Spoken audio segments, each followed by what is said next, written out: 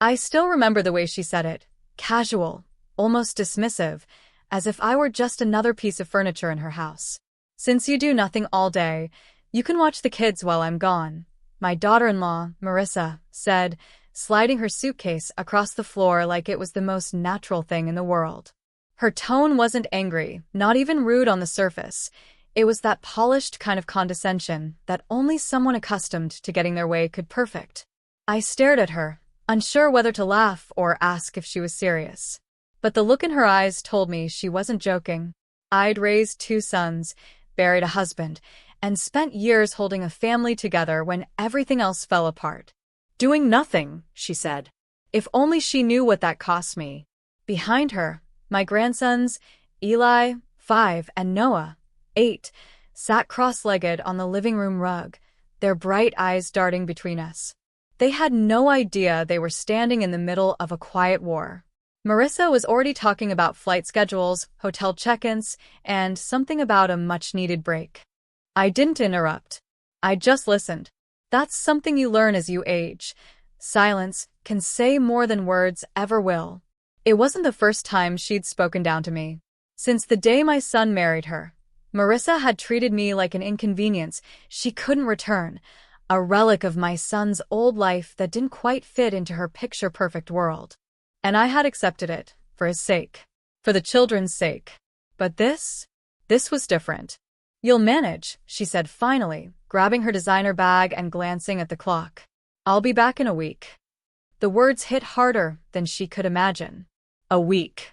A week of pretending everything was fine. A week of taking care of her boys while she sipped cocktails on a beach somewhere, forgetting I even existed. Still, I smiled. Of course, dear, I said softly. Have a safe trip. It was only after the front door closed that I let out a slow breath. The house felt both quieter and heavier at once. Eli tugged at my sleeve. Grandma, are you mad at Mommy? I knelt down beside him and brushed a curl from his forehead. No, sweetheart, I whispered. I'm not mad. But deep inside, a spark lit, a small, deliberate flicker of resolve. No, I wasn't mad. I was ready. And if Marissa thought I'd spend the week doing nothing, she was about to learn just how wrong she was. My name is Helen, though these days most people just call me Grandma. It's a title I wear with pride, though sometimes, when I catch my reflection in the mirror, I wonder where the woman I used to be has gone. I wasn't always the quiet, accommodating mother-in-law Marissa believes me to be. I once managed a small flower shop, ran after deliveries, juggled bills, and cared for 2 growing boys after my husband, Martin, passed away far too soon. Life demanded resilience, and I gave it everything I had. When my son, David, married Marissa, I thought perhaps life was finally giving something back. She was polished, ambitious, and charming in a way that made people lean in when she spoke. I wanted to like her. I tried to like her. But she always kept a certain distance, as though I were an unwanted reminder of a simpler, less glamorous world.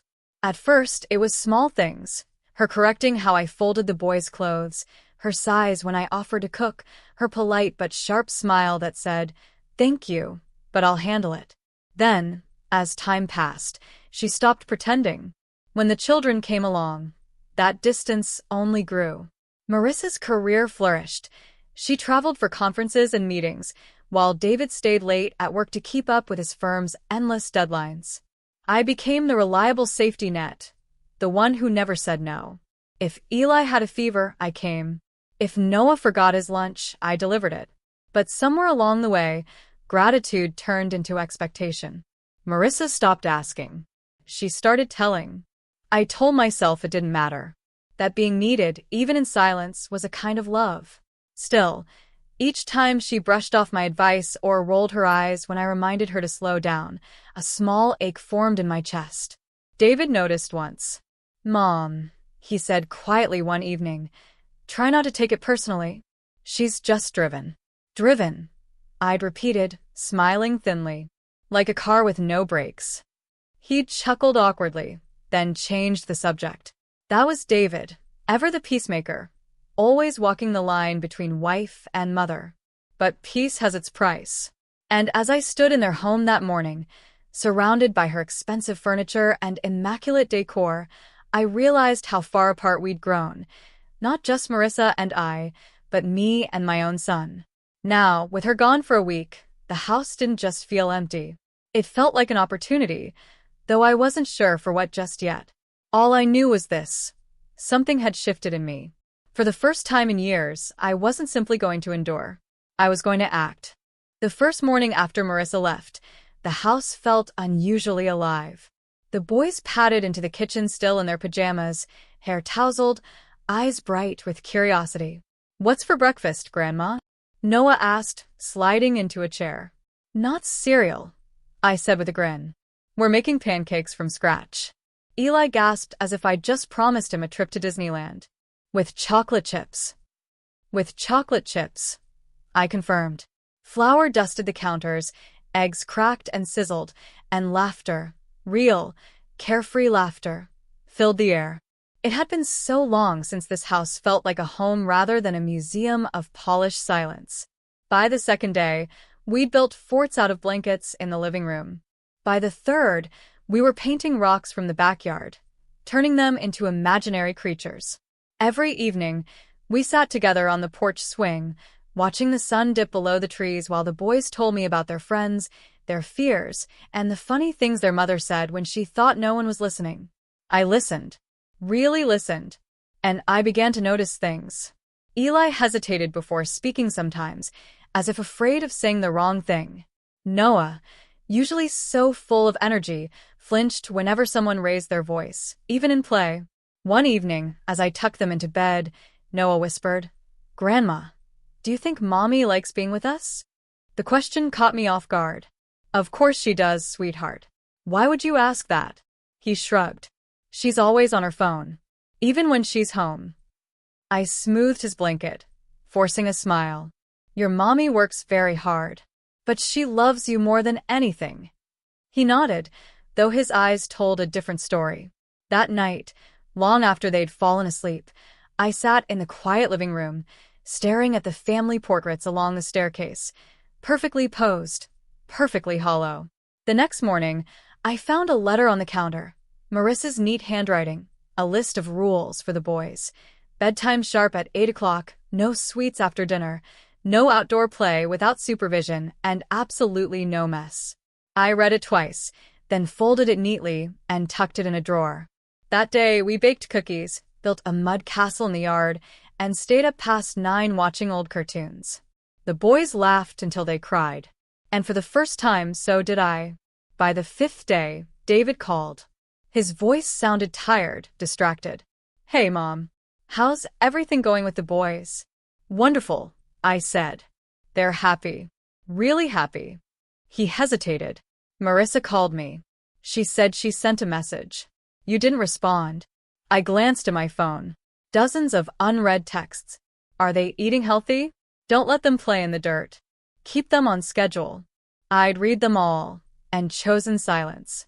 "She's just worried," David continued. "You know how she is." "Yes," I said softly. "I know exactly how she is." He didn't notice the edge in my tone. "Anyway, I'll check in later."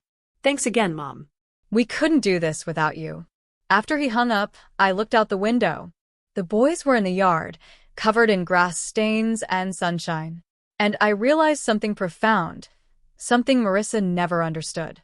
Childhood wasn't meant to be perfect. It was meant to be lived. That night, as I packed a small basket for a surprise picnic the next day, a thought formed quietly in my mind, steady and certain. When Marissa returned, she would find her children changed. Not because I'd broken her rules, but because I'd given them something she'd forgotten how to offer: freedom, warmth, and time. And maybe, just maybe, it was time she learned that doing nothing could change everything. Marissa arrived on a Sunday afternoon, the sound of her car engine slicing through the calm. The boys were in the garden, faces streaked with dirt and joy, chasing bubbles that shimmered in the fading light. I heard the car door slam, followed by the sharp click of heels on the pavement. She stepped out wearing oversized sunglasses and a crisp white blouse, phone in hand, voice already raised. "Boys, What on earth are you doing? You're filthy. Noah froze mid-laugh, his bubble wand dangling in his hand.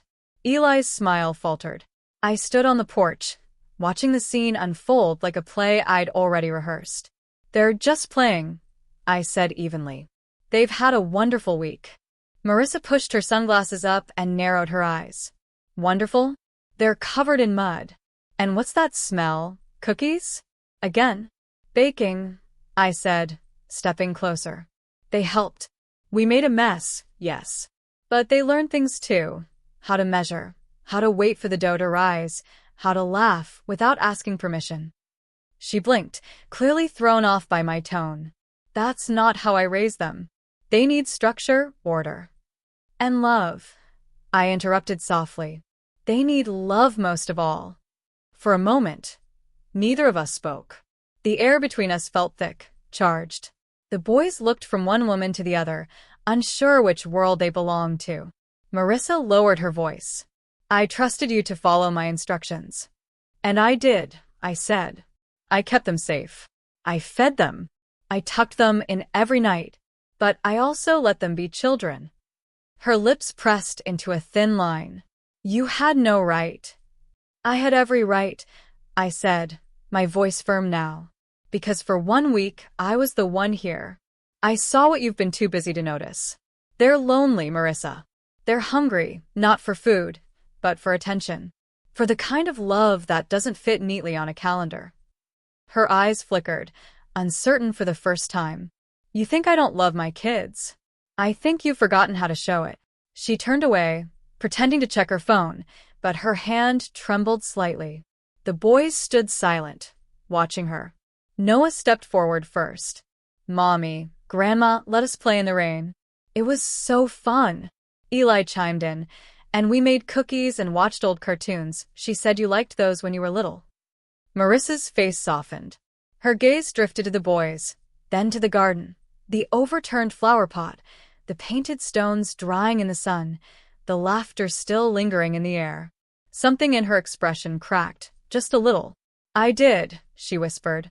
I used to love those. I smiled faintly. Maybe you still can. For a long moment, none of us moved. Then Marissa knelt and opened her arms. The boys ran to her without hesitation. She hugged them tightly, burying her face in their hair. I missed you, she murmured, and this time, it didn't sound like something she was supposed to say. It sounded true. Standing on the porch, I let out a quiet breath. The spark that had ignited in me a week ago had burned into something steadier, something like peace. For once, I didn't feel invisible. That night, after the boys were tucked into bed and the house had grown quiet again, I sat at the kitchen table with a cup of tea. Marissa joined me after a while, her hair loose, her phone nowhere in sight, a small miracle on its own. She hesitated before speaking. I owe you an apology, she said softly. I didn't realize how disconnected things had become. I thought if I worked hard enough, traveled enough, gave them everything I never had, you'd be enough, I finished for her. Her eyes glistened. Exactly. I reached across the table and placed my hand over hers. Marissa, they don't want everything. They just want you, your time, your laughter, even your messy moments. She nodded, silent tears tracing her cheeks. For the first time, I saw her not as my son's wife, but as a woman trying desperately to be perfect in a world that never stops demanding more. I've been unfair to you too, she admitted. You've done more for us than I've ever said. Her words caught me off guard.